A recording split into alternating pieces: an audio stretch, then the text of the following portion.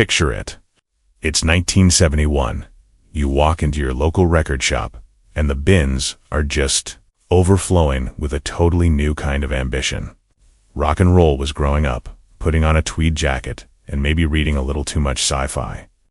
If you were there, or if you've dug through the crates since, you know the heavy hitters that dropped that year. Yes gave us the Yes album and Fragile. Jethro Tull coughed up Aqualung. Genesis took us to Nursery Crime, the big three. They're masterpieces, man. No argument here.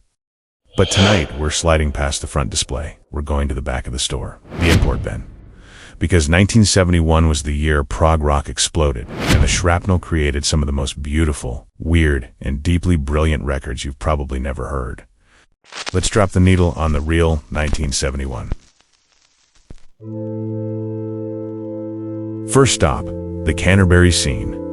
While the London bands were trying to sound like classical symphonies, the folks down in Canterbury were making jazz rock that sounded like a sunny afternoon picnic, with maybe a few magic mushrooms in the potato salad. This is Caravan, and the album is in the land of gray and pink. Released in April of '71, this record is the antidote to the seriousness of progressive rock. It's complex, sure. The playing is out of this world. Dave Sinclair's fuzz organ solos sound like a brass section played through a guitar amp, but it never forgets to groove. While other bands were singing about dark lords and cosmic odysseys, Caravan was singing about golf girls and PVC boots and drinking tea. It's prog rock with a wink and a smile. If you want to know what a lazy summer afternoon in 1971 sounded like, man, you're listening to it. Now, let's get a little strange.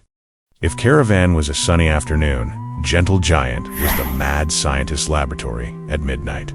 In July of 1971, these guys released their second album, Acquiring the Taste, and man, they weren't kidding about the title.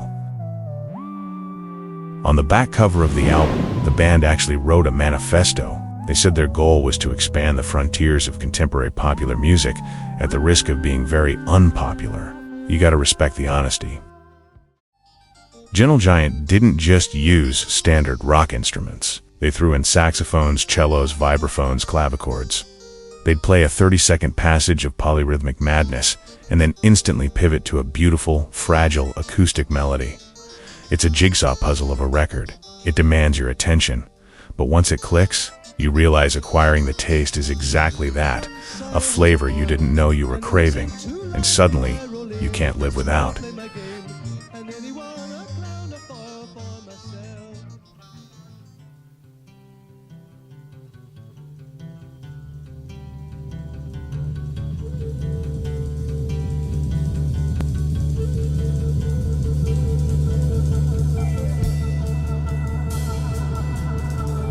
We've had the sunshine, we've had the science experiment.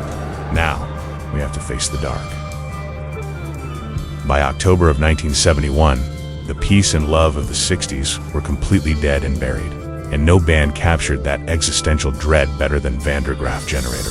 The album is Pawn Hearts, and I'm just gonna say it, this is the heaviest acoustic-driven record ever made.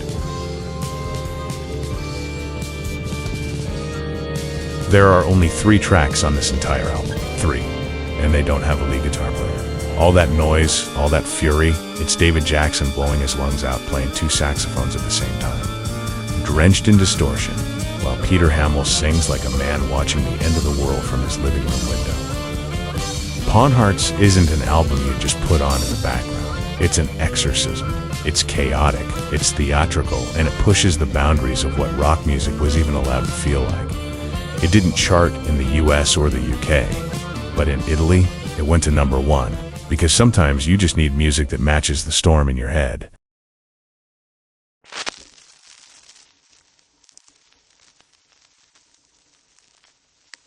"1971.